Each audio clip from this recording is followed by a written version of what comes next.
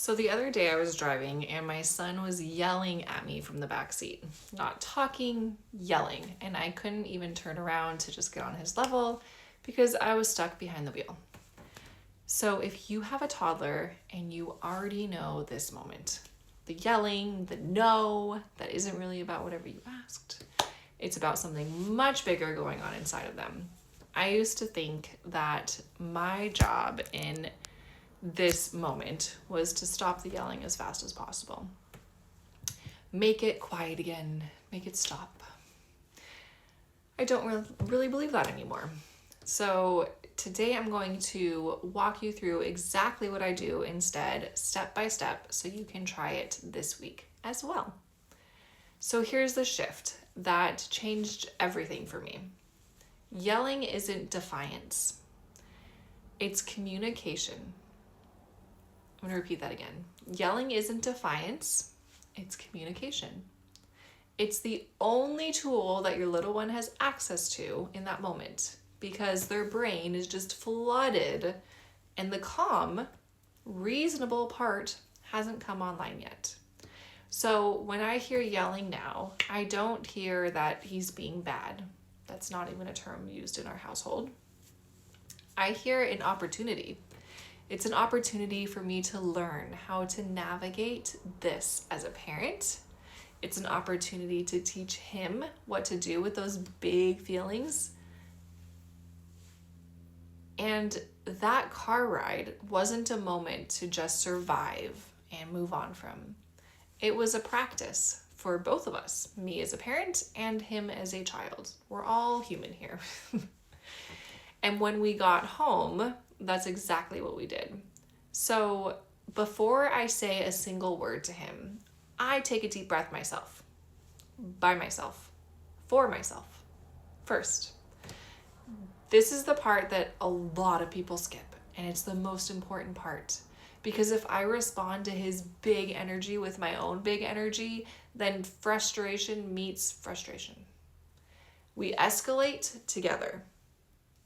But if I take a deep breath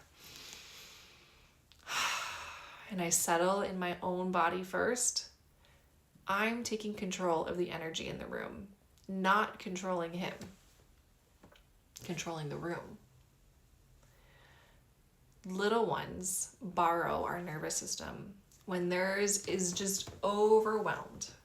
So the calmest person in the room sets the tone for everyone else in it. That calmest person has to be me. It has to be me first before I try to be it for him. So step one, always, always, always is my own breath. Not his, but mine.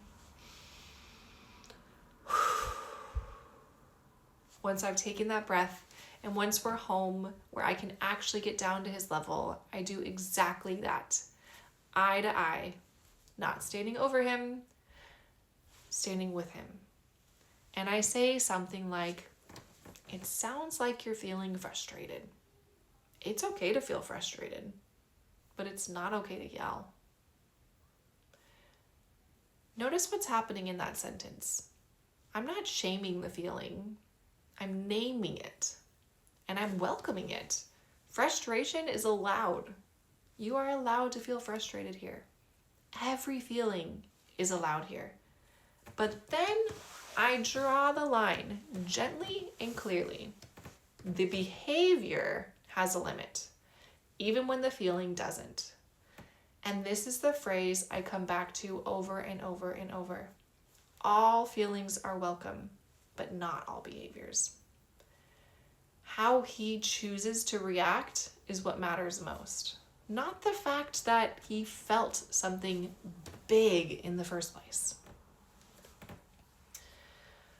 Sometimes the yelling isn't really about the thing at all. It's about something underneath the thing. So I ask him gently, still at his eye level, are you needing attention? Sometimes that's exactly what he needs. Most of the time, that's exactly what he needs, to be honest. He's either been playing alone, or I've been on my phone, or we've had just a busy day with just no us time. And the yelling is really just him saying, I miss you, in the only volume that he has access to right now. I'm not asking this to fix him or manage him. I'm asking because sometimes the real answer to a meltdown, it's not a technique at all. It's connection. So I invite you to try this question the next time that this happens in your house. You might be surprised what the real answer is. So this is where we teach, not just soothe. I tell him, use your empowered voice. Use your kind voice. We don't understand yelling in this house. We don't yell. You don't see mommy and daddy yell.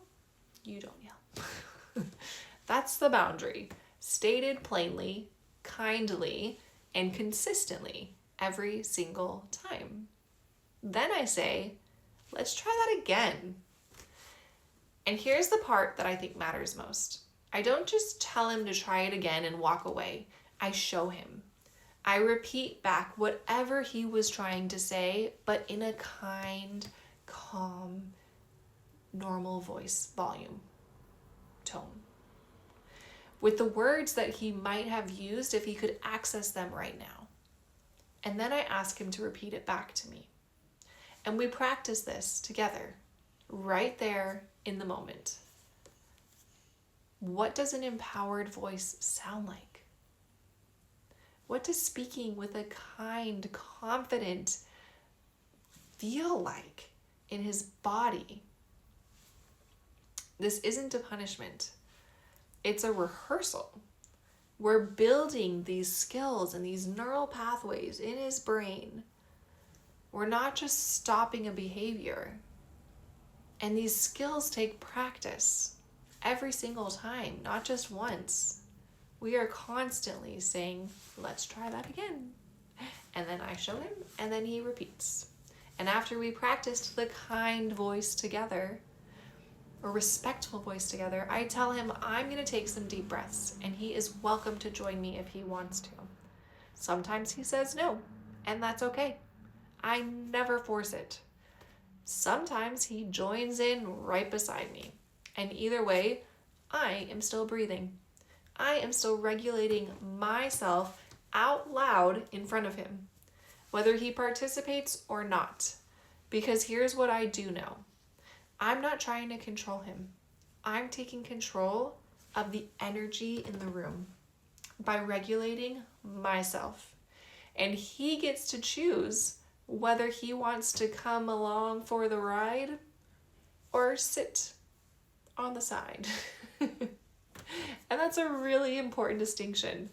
This whole approach isn't about making him calm down on command. It's about me staying calm and steady enough that calm becomes available to him too. So whenever he's ready to reach for it, it's right there. I want to pull back for a second and tell you why I do it this way, instead of just saying, stop yelling, and then moving on. If all we ever teach is stop, we don't actually give our little ones anywhere to put those big feelings instead. So this feeling is still there. We've just told them it's not welcome. Well, that's not very kind. How do we teach kindness if we're not kind? But when we say the feeling is welcome, here is what we do with it instead. We're giving them a tool they get to keep for the rest of their life. An empowered voice, a kind voice, the ability to feel something big and still choose how they respond. That's not really a toddler skill.